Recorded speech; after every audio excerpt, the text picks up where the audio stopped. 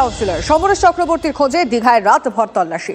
বাগুইআটির রঘুনাথপুরে প্রমোটারকে বন্দুকের বাট লোহার রড দিয়ে মারধরের অভিযোগ ওঠে বিধাননগর পুর নিগমের ৯ নম্বর ওয়ার্ডের কাউন্সিলরের বিরুদ্ধে। পুলিশের নোটিশের পরও গড়হাজির, কোনো খোঁজ নেই কাউন্সিলরের। শিলিগুড়িতেও গিয়েছে বিধাননগর পুলিশ। আগেই শাসক নেতার চিলাপাতা রিসর্টে তল্লাশি। দুটো ছবি আমরা একই সঙ্গে দেখাচ্ছি, একদিকে চিলাপাতা এবং অন্যদিকে দীঘা। ৬ দিন পেরিয়ে গিয়েছে, কিন্তু বাগুইআটির কাউন্সিলরের কোনো রকম কোনো খোঁজ পাওয়া যাচ্ছে না। সমরেশ চক্রবর্তীর খোঁজে এবার দীঘায় পৌঁছে গিয়েছে পুলিশ। রাতভর তল্লাশি চলেছে। বাগুইআটির রঘুনাথপুরে প্রমোটারকে বন্দুকের বাট লোহার রড দিয়ে মারধরের অভিযোগ ওঠে বিধাননগর পুর নিগমের ৯ নম্বর ওয়ার্ডের কাউন্সিলরের বিরুদ্ধে। তার খোঁজেই পুলিশের তল্লাশি।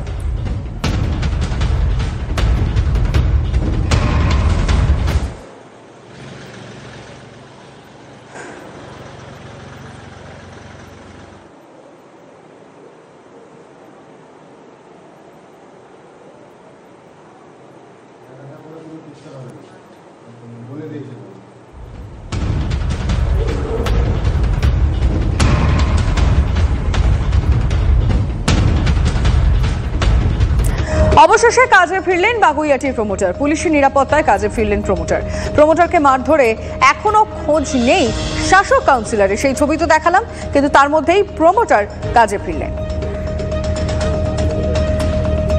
বড়বাবু আমাকে আশ্বস্ত করেছেন, আমাকে সুরক্ষা দেবেন উনি বলেছেন, এবং আমার বাড়িতেও গিয়েছিলেন, সেখানেও একই কথা বলেছে, আমাকে সুরক্ষা দেবেন। ঠিক আছে, যতটা আমার দরকার ফোন নাম্বার প্রোভাইড করেছেন, যখন আমার দরকার হবে তখন আমাকে ডাকবেন। আমি আশঙ্কার দোলাচলে রয়েছেন এখন? আশঙ্কা তো অবশ্যই আছে, যত সময় না একটা সমরেশ চক্রবর্তী একটা মোস্ট ক্রিমিনাল, একে যত সময় না পুলিশ অ্যারেস্ট করছে তত সময় আমি আতঙ্কের মধ্যেই আছি।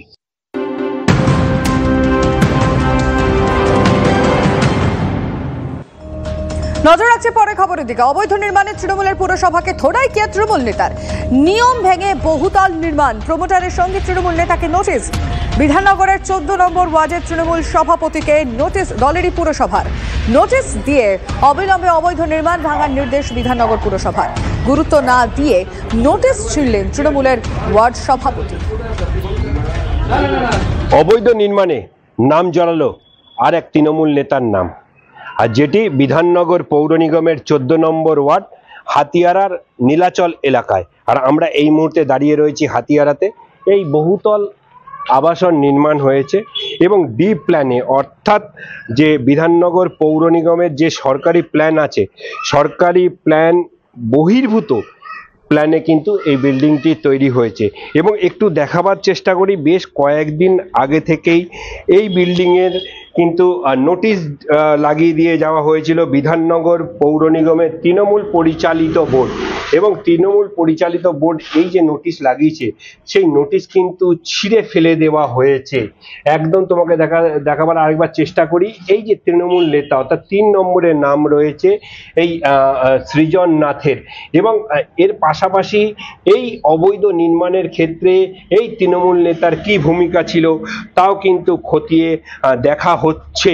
এবং এই মুহূর্তে কিন্তু তৃণমূল নেতার নাম ঘিরে, অর্থাৎ অবৈধ নির্মাণের ক্ষেত্রে তৃণমূল নেতার নাম ঘিরে তৈরি হয়েছে জল্পনা। এবং সবচেয়ে গুরুত্বপূর্ণ বিষয় হচ্ছে বাগুইআটিতে তৃণমূল কাউন্সিলরের পরে এবার তৃণমূলের ওয়ার্ড সচিব, অর্থাৎ ১৪ নম্বর ওয়ার্ডের তৃণমূলের ওয়ার্ড সচিবের নাম জড়ালো এই অবৈধ নির্মাণের ক্ষেত্রে। বিধাননগর থেকে রঞ্জিত ধর, TV9 বাংলা। অসুস্থ ছিলাম, আমি সেরকম ভাবে নামতে পারিনি। আমি পরশুদিনকে আমাকে একজন বললো যে আপনাদের বাড়িতে নোটিশ দিয়েছে। আমি তখন নেমেছি, নেমে তারপরে দেখলাম ওখানে কিসের নোটিশ, আমি তো বুঝতে পারছিলাম। ইলিগাল আনঅথরাইজড কনস্ট্রাকশন, সেটা তো এখন বুঝতে পারছি। নোটিশেও আপনার নাম রয়েছে না, সেটা তো আপনার হ্যাঁ নাম দেখেন, কেউ যদি ইন্টেনশনালি কারো নাম দিয়ে থাকে তথ্য প্রমাণ ছাড়া, এটা তো প্রমাণ সাপেক্ষ। উইদাউট সাপেক্ষে কি পৌর নিগম নির্ভরভাবে নোটিশ করতে পারে? নিশ্চয়ই দেখান আপনারা, আপনাদের কাছে আমার নামের কোনো কিছু থাকলে দেখান। না নোটিশ আছে, মানে বিল্ডিং এর সাথে আমি জড়িত, সেই ধরনের কিছু আপনাদের কাছে আছে, তাহলে দেখান আমাকে। বাগুইআটির পর এবার নরেন্দ্রপুর ফের